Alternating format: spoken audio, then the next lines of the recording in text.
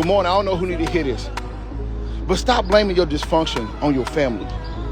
You are 35 and you still blame it on your family. You still blame it on how your mama used to talk to you, how your mama raised you. That's an excuse at this point, because you have the opportunity to really work on yourself and to get to a point where this stuff no longer affects you.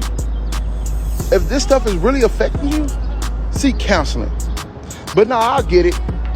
Y'all won't do that, because a lot of y'all try to go ahead and seek other things outside of counseling. You seek materialistic value. You seek other people that's going to try to make you happy or try to soothe that childhood trauma that you have in your life. Everything that's been given to me was not always my fault, but it was my responsibility to steward over it well and to make sure that I'm not passing it down to my kids and my kids not passing it down to their kids. So the buck stops now. You can make that decision, or you can keep following in those same footsteps.